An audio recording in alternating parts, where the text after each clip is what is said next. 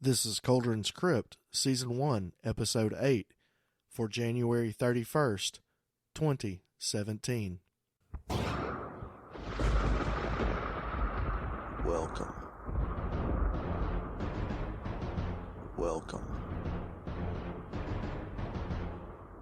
Welcome to my dungeon. Welcome to Kuldrin's Krypt. I'm your host, Master Kuldrin.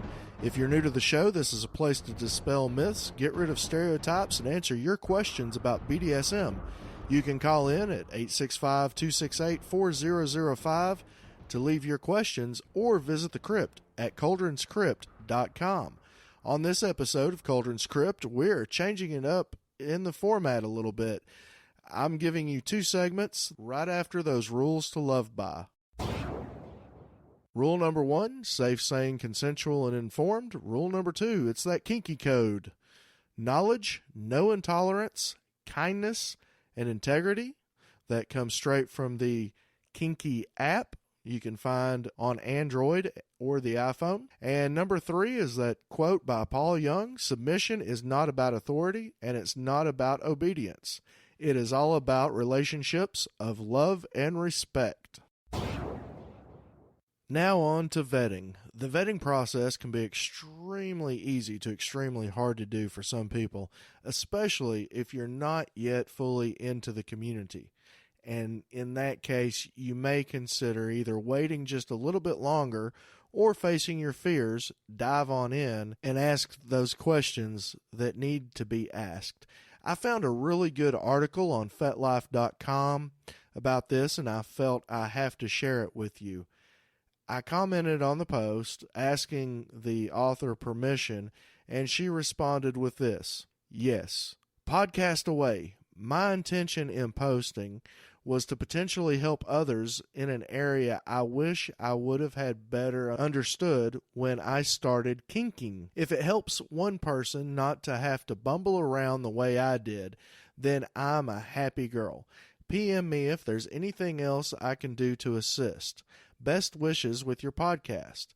So with the author's permission, who goes by ruminating on Fetlife and has around 30 other articles, and I will post a link to her profile in the show notes if you'd like to read those as well. Here we go on what she has to say about vetting. Vetting is only as good as the questions asked and information provided. Asking how's so-and-so often results in answers like, cool, or okay. After playing, I've sometimes recognized that I could have been better informed and prepared had I asked better questions beforehand. Everybody vets differently, and certainly some situations call for more thorough vetting than others. Additionally, just because you ask someone a question doesn't mean they need to respond. Not everybody is comfortable responding to these kinds of questions. That is okay. This is just what has worked for me, which I'm sharing in case it helps anyone else as they determine what works for them. What is vetting? Vetting is researching the person before you play with them. Tops can vet bottoms, bottoms can vet tops. Vetting can help you understand and mitigate potential risks. Who can I contact for vetting? You could ask the person directly for an initial list of references. Understand that this list may be biased, but it is a start. You could ask community and group leaders or other people in the community who you feel might have experience interacting with this person. For photography or rope in particular, you might find contacts by looking through a person's portfolio. With each person you contact, consider asking them, who else would you suggest I contact? Now, she goes on and gives some really good sample vetting messages and questions. Number 1, an introduction. Hi, I'm thinking of doing whatever activity with so-and-so and thought you might be a good person to contact for vetting. If you feel comfortable, would you mind sharing your thoughts? She comments on this first one, I've had much better results when I provide a little detail on what I'm vetting them for. Example, floggers at a play party versus rope instructions in a workshop versus medieval dental torture while alone in their basement in the backwoods of Arkansas. So she's saying be specific in what you're vetting for. Number 2, from here, determine what questions would be most helpful given the situation and the person you're asking. Here's some possibilities. How long have you known them and or played with them? Have you done whatever activity with them before? How would you describe the style of their play? Understanding that their style may vary. How would you describe their technical proficiency or experience level? Did you feel safe? Challenges happen. It's a risk we take. Challenges aren't always indicative of something bad, but can provide learning opportunities. Have you experienced any challenges with playing with them? Physical, emotional, consent, negotiation, boundaries, anything else? If there was a challenge, how was it handled? Do you feel they are receptive to feedback? Was there anything you wish you would have known before playing with them? Would you play with them again? How do you feel about their overall reputation for safety, respect, and responsibility? Do you have any other insights or advice regarding this person? Who else would you suggest I contact for vetting? The same framework can be used, if desired, when responding to a request for vetting from someone else. So what she's saying is basically just go ahead and answer all these questions when you're asked, hey, have you played with this person? What's their reputation? Don't just give someone a cool, yeah, they're cool, or an okay, and don't let that be enough of an answer for you. It's your safety. It's your playtime. And if it's better spent with someone else where you'll have more fun, where you won't have to worry about your safety so much, you're definitely going to be better off doing that. And she closes it out by saying, happy kinking. Like I said, she's got about 30 articles that she's written on there. She's got a lot of experience. I've read a few of her other articles. I haven't had a chance to go through them all yet, but I do highly recommend that you check her out. And again, I'll post a link to her in the show notes. You can find the show notes at kuldrinskrypt.com/S01E08. That's for season 1, episode 8. So S01E08. Consensual non-consent. There are so many different ways that this can be played out. There are so many different versions of it, and I wanted to take just a minute to explain what that is. And it's exactly the way that it sounds.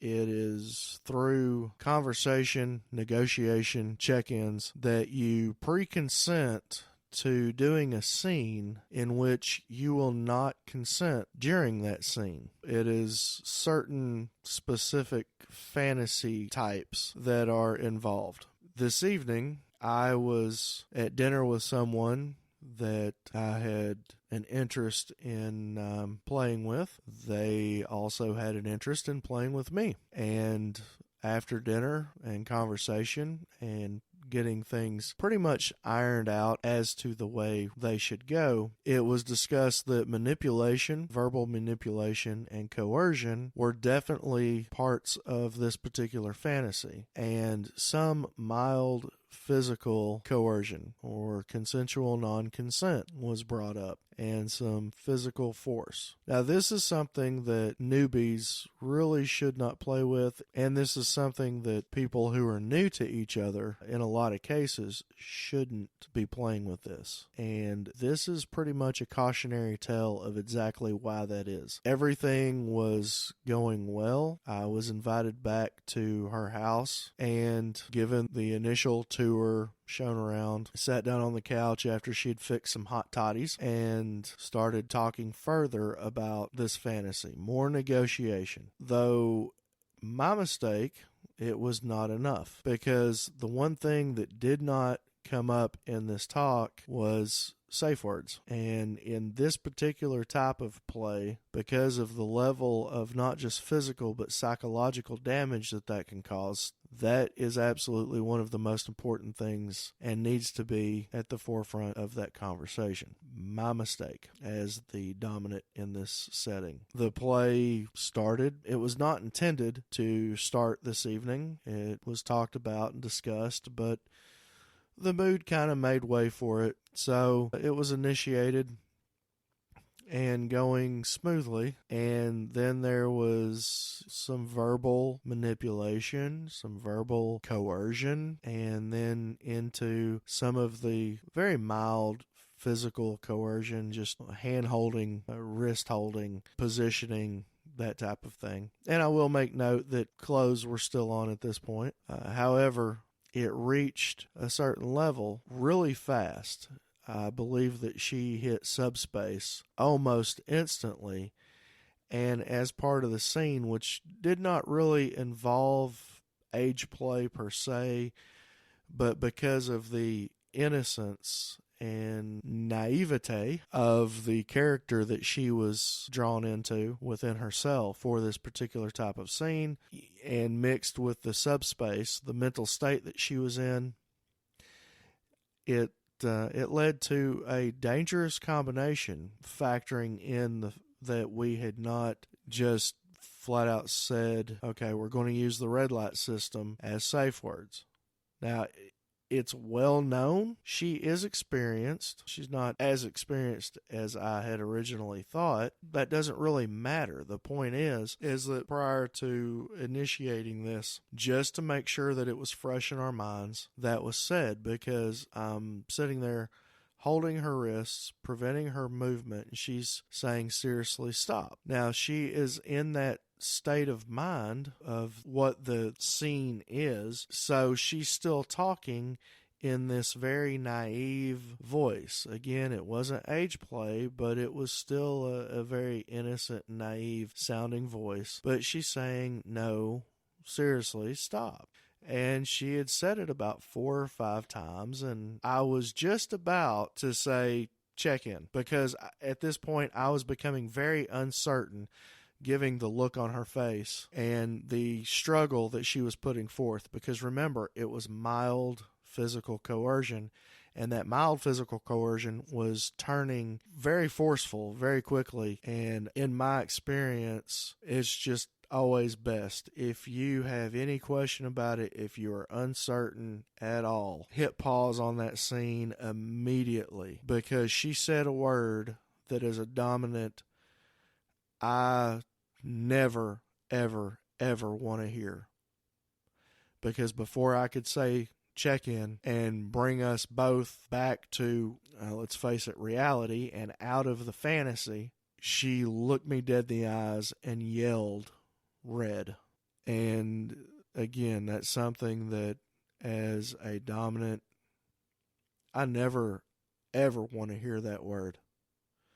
Not because that means that the fun is over for me, but because that means that things have been pushed too far. And I don't know if she is okay. She says she is. Immediately, as soon as she said that, my hands went off of her straight up into the air, and I jumped to the other side of the couch, keeping my hands into the air, letting her know that I was not there to hurt her. And I told her at that point, I was just about to say check in. She kind of chuckled. Chuckled is a very strong word here. She kind of laughed a little bit. I said, are you okay? She said she's fine. It just got really, really intense, really, really fast. And she said, I'm just done for the evening. I hit the wall. I'm done. And I tried to go into aftercare, but I could not, because she was immediately up, off the couch and at the front door with it open before I had the opportunity to. So I followed her lead at this point, because that is the absolute best and only thing that you can do in this type of situation. And again, I asked her, "Are you okay?"